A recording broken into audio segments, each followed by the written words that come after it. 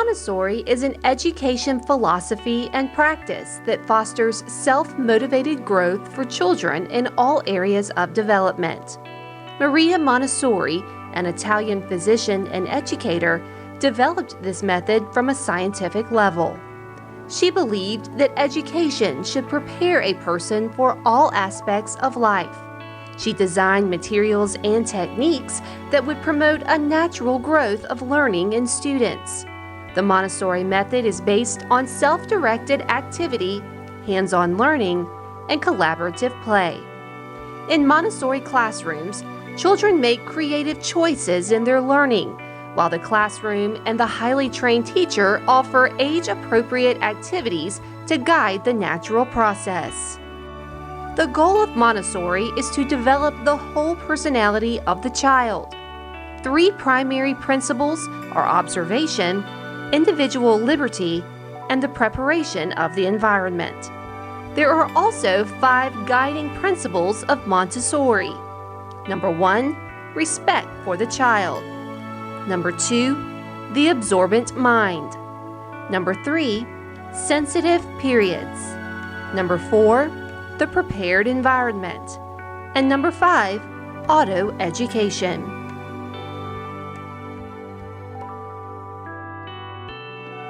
The Montessori environment or classroom is very important to the overall success of the Montessori method. These classrooms are child-centered and look very different from traditional classrooms where you might see children sitting at desks while a teacher offers instruction from the front of the classroom. In a Montessori classroom, you may see children working on the floor or at a table with a couple of classmates. Children are given choices of where they can work and what their activity or lesson will be. Classrooms are designed to create and foster independence, a sense of social justice, and a lifelong love of learning. In this next section, we will discuss and demonstrate some Montessori lessons. So this is an example of a sifting activity, a lesson that a child would do, and we always have things in containers so that the child has one more action that they have to complete, which is opening it. And for this we use a sifter. And the goal is to scoop and gently shake and sift until all of the sand is out, placing the beans only in the bowl.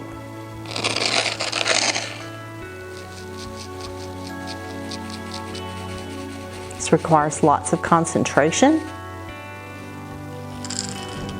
lots of focus. They're using hand and eye coordination, fine motor. And again, this is a glass bowl. We do use glass with our children. We want them to learn to be careful. And when they are finished, they can pour it back in, place the top back on, and it's ready for another friend.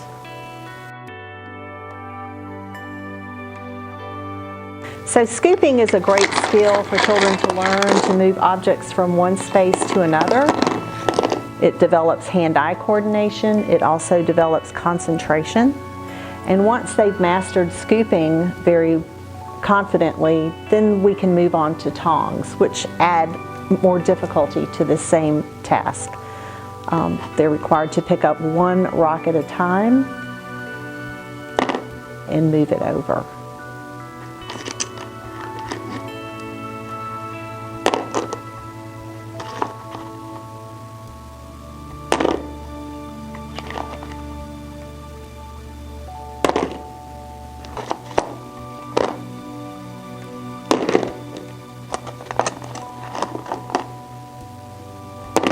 Which is also focusing on different muscle usage than just the scoop.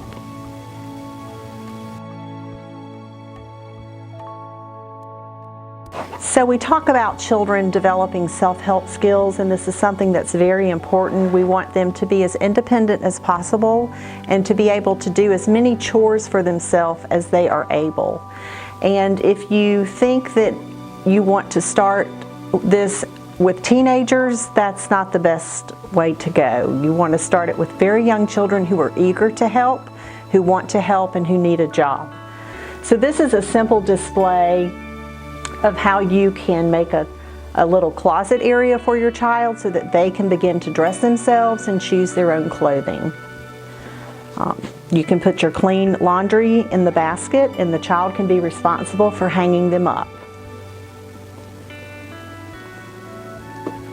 You can start this activity together so that you can show the child how the shirt fits on the hanger and how to hang it up, and it's where they can reach it, so they're much more independent.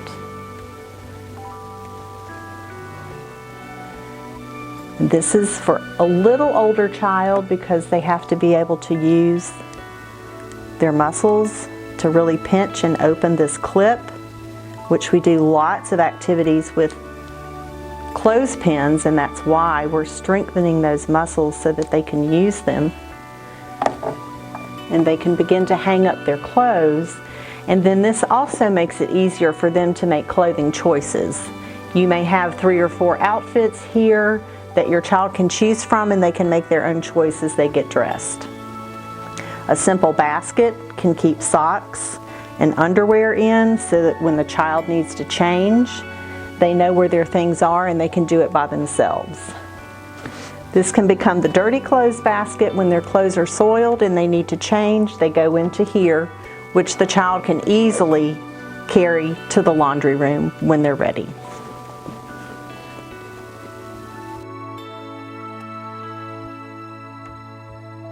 So when children are working with puzzles for the first time, and this may be a new puzzle for them or it may be a new experience for them, we want them to be able to do it on their own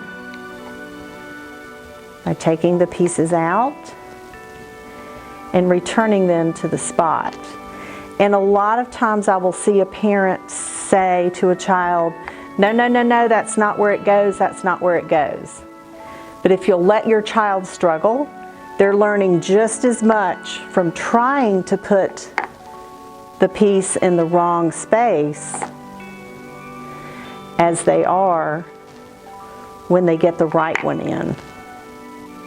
So don't feel the need to correct your child when they get it in the wrong space. They're actually learning when they do it the wrong way. So let them work with that and struggle until they figure it out on their own.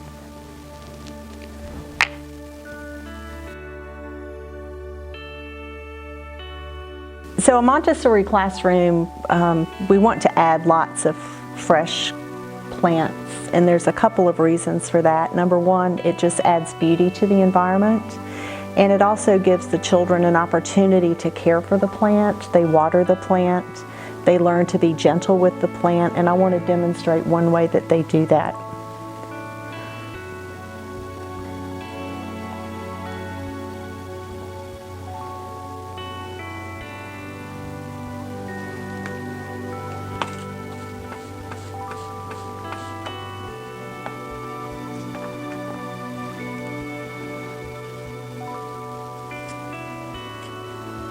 A child who may be extremely stressed or having a rough morning, they can come and clean the plant leaves, and it's very calming and soothing.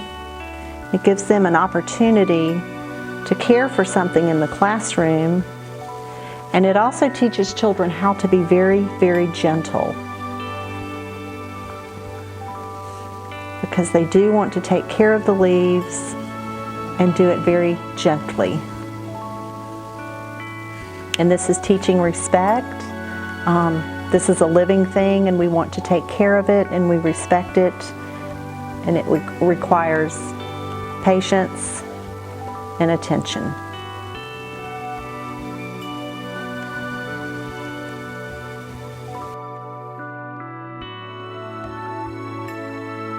So this is a perfect example of a way you could set up a small housekeeping area for your child to be responsible for cleaning up their own messes and to also help with family chores. These are simple hooks that stick onto the wall, and we have a mitt for dusting. They can put the mitt on, dust furniture, dust tables.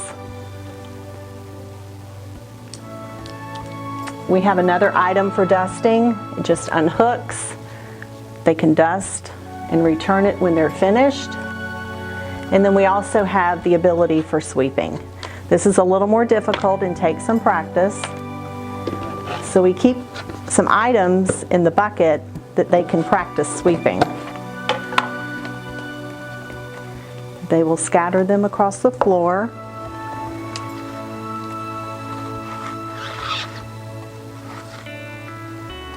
And practice sweeping into a container, which can go back in. As the child becomes a better sweeper, you can use smaller objects such as little tiny pom-poms or cotton balls, anything that you want to put in here to get their attention. And there again, we've got this in a container, which causes the child to use muscles and concentration to open and close.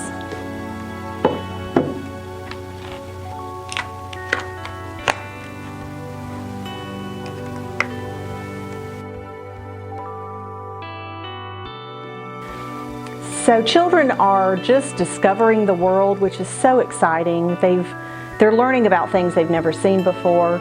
So we try to bring as many natural elements into the classroom as possible. Here we've just got simple pine cones and some bird nests. And allow your child time to discover,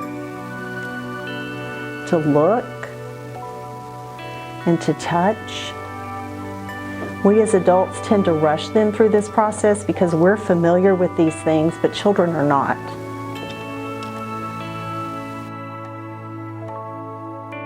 So a lot of the activities in a Montessori classroom will actually be something beneficial that the child will use later on. It might be a real activity, and this is an example of that. Instead of having a pretend toolbox or a pretend workbench, we offer children real things so that when they're ready, they can work with real tools.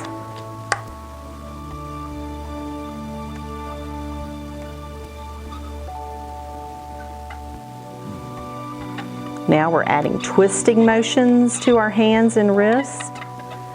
We're focusing again on deep concentration, learning that when it stops turning and becomes tight, we're finished.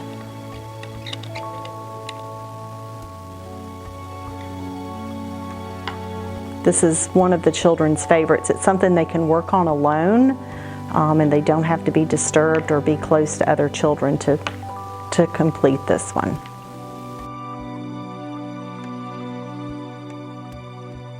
So what can you do at home to incorporate some Montessori techniques?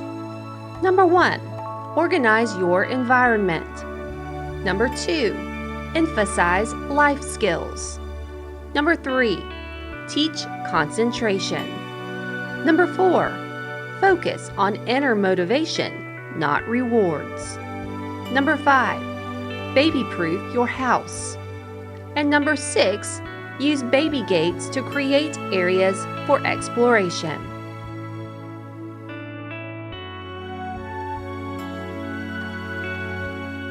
Montessori explains that the period of the absorbent mind is from conception to age 6. Early childhood Montessori education typically begins between ages 2.5 and 3, depending on the child. If you have any other additional questions about Montessori education, feel free to visit one of the listed links on this screen. Thank you for tuning in.